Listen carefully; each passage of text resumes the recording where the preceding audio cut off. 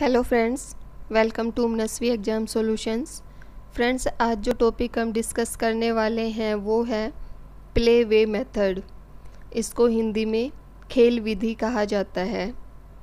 ये topic JBT और BEd के स्टूडेंट्स के लिए तो इम्पोर्टेंट है ही, साथ ही जो स्टूडेंट एचटेट सीटेट जैसे एग्ज़ाम की तैयारी कर रहे हैं उनके लिए भी इम्पोर्टेंट है, क्योंकि उन एग्ज़ाम्स में मोस्टली इस टॉपिक से रिलेटेड क्वेश्चन पूछे जाते हैं। चलिए खेल विधि को डिस्कस करते हैं। जो खेल विधि है इसके जन्मदाता फ्रोबेल को माना जाता है। जो फ्रोबेल है इनका पूरा नाम फ्रेडरिच ऑगस्ट फ्रोबेल है। फ्रोबेल ने खेल के महत्व को स्वीकारा और शिक्षा को खेल केंद्रित बनाने का प्रयास किया। फ्रोबेल के अनुसार विद्यार्थी को सभी ज्ञान खेल खेल में ही दिया जाना चाहिए। उनके अनुसार केवल मनोरंजक क्रियाओं को ही खेल नहीं समझना चाहिए। सही अर्थों में खेल किसी मनोरंजक क्रिया का नाम ना होकर एक दृष्टिकोण है।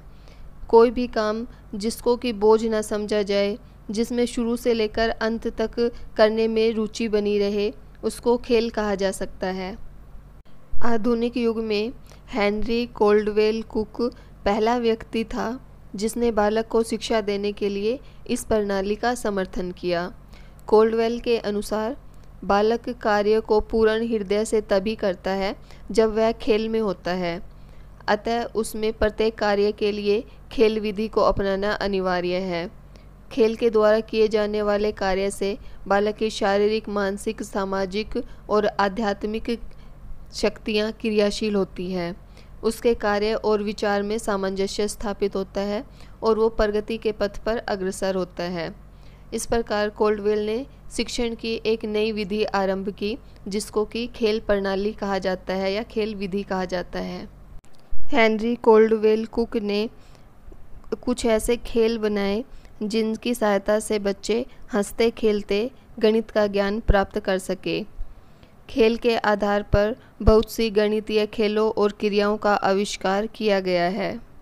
खेल विधि द्वारा मैथमेटिक्स कैसे पढ़ाया जा सकता है, इसका एक एग्जाम्पल देखते हैं। गिनती का खेल।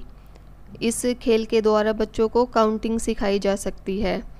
खेल के मैदान में एक गोल घेरा बना दिया जाता है और उससे कुछ दूरी पर निशानी के लिए एक लकीर खींच दी जाती है।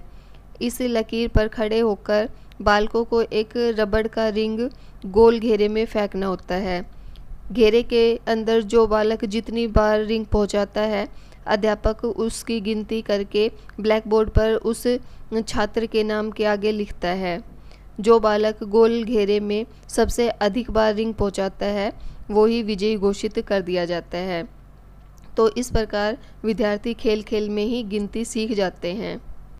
इस प्रकार के अनेक खेल हैं जिनके द्वारा बच्चों को मैथमेटिक्स के कंसेप्ट सिखाए जा सकते हैं। नेक्स्ट देखते हैं खेल विधि पर आधारित शिक्षण पद्धतियाँ।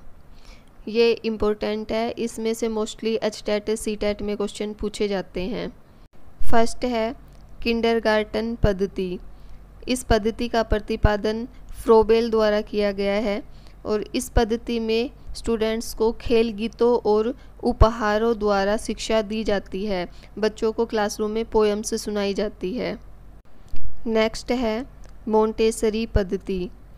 यह पद्धति मेरिया मोंटेसरी द्वारा प्रतिपादित की गई।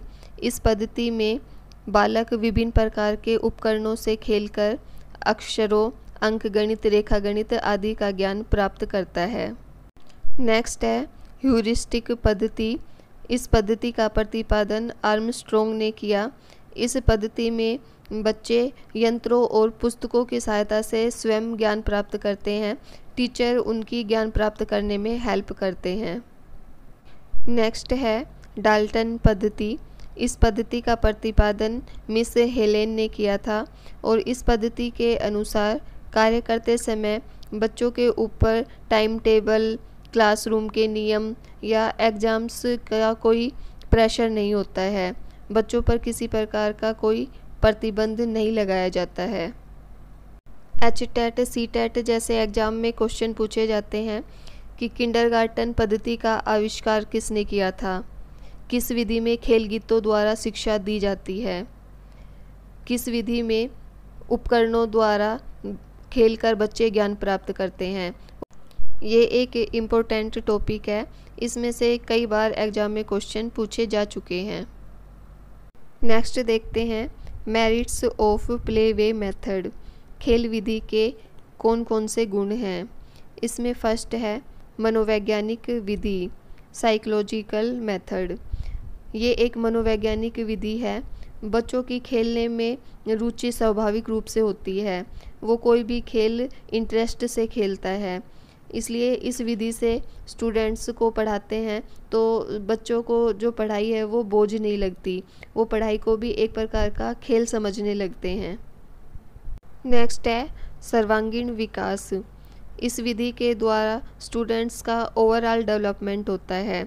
इस विधि के द्वारा बच्चे दौड़ते हैं, भागते हैं, उछल कूद करते हैं, जिससे कि उनका शारीरिक विकास होता है। वहीं दूसरी ओर जब उनको इस विधि के द्वारा मैथमेटिक्स सिखाया जाता है तो वो अंकों की जमा घटा करते हैं, गुना भाग करते हैं, और इस तरह से उनको मानसिक रूप से सक्रिय रहना पड़ता है, जिससे कि उनका मानसिक विकास होता है। इस विधि के द्वारा बच्चों में अनेक प्रकार के गुण विकसित होते हैं। नेक्स्ट गुण है क्रियाशीलता। इस विधि में बच्चा एक्टिव रहता है। इस विधि में लर्निंग बाय डूइंग पर फोकस किया जाता है। यह विधि practice makes a man perfect सिद्धांत पर आधारित है। इस विधि में अभ्यास को महत्व दिया जाता है। नेक्स्ट गुण है स्थायी एवं उपयोगी ज्ञान की प्राप्ति। यह विधि करके सीखने के सिद्धांत पर आधारित है, इसलिए इस विधि से जो ज्ञान प्राप्त होता है वो स्थायी होता है, परमानेंट होता है। खेल के द्वारा की जाने वाली विभिन्न क्रियाओं से विद्यार्थियों को व्यवहारिक ज्ञान की प्राप्ति होती है, जो कि उनके लिए बहुत उपयोगी होता है। Healthy competition. खेल विधि में अधिकतर खेलों के माध्यम से छात्रों के बीच प्रतियोगिता रखी जाती है, उनके बीच में कंपटीशन करवाया जाता है, जिसमें कि सभी स्टूडेंट एक दूसरे से आगे बढ़ने का प्रयास करते हैं। इससे उनमें स्वस्थ प्रतिस्पर्धा की भावना का विकास होता है। नेक्स्ट है थकावट अनुभव नहीं होना। जब किसी काम को खेल के रूप में किया जाता है तो वो काम कितना ही कठिन क्यों ना हो, उसमें कितनी ही मेहनत और समय क्यों ना लगे, वह बोझ नहीं लगता। इसलिए खेल विधि के द्वारा स्टूडेंट्स को पढ़ाने से उनका पढ़ाई में इंटरेस्ट डेवलप हो जाता है और उन्हें थकान का अनुभव नहीं होता। नेक्स्ट गुण है सामूहिक भावना का विकास। खेल विधि में स्टूडेंट्स आपस में मिलकर खेलते हैं, एक दूसरे का सहयोग करते हैं, इससे उनमें सामूहिक भावना का विकास होता है और अनेक प्रकार के सामाजिक गुणों का विकास होता है। इस विधि के कुछ डीमेरिट्स या दोष हैं, उनको भी डिस्कस कर लेते हैं। इसमें फर्स्ट है लक्ष्य से भटक जाना। बच्चे खेल विधि को खेल ही मानते हुए इसमें इतने व्यस्त हो जाते हैं कि उनका लक्ष्य मनोरंजन ही रह जाता है। खेल विधि के द्वारा उनको क्या सिखाया जा रहा है वो इसकी तरफ ध्यान नहीं देते हैं। शिक्षात्मक मूल्यों पर अधिक बल। कई बार टीचर्स के द्वारा खेलों को इतना अधिक शिक्षात्मक मूल्य दे दिया जाता है कि वो स्टूडेंट्स को बोझ लगने लगते हैं। अधिक समय। खेल के माध्यम से क्रियाएं कराने पर उनमें अधिक समय लगता है, जिससे कि शिक्षा प्राप्ति के लिए समय कम ही मिलता है। इस विधि का प्रयोग करने से टीचर्स के द्वारा सिलेबस समय पर कंप्लीट करवाना मुश्किल हो जाता है। शर्मीले बालकों की कठिनाई।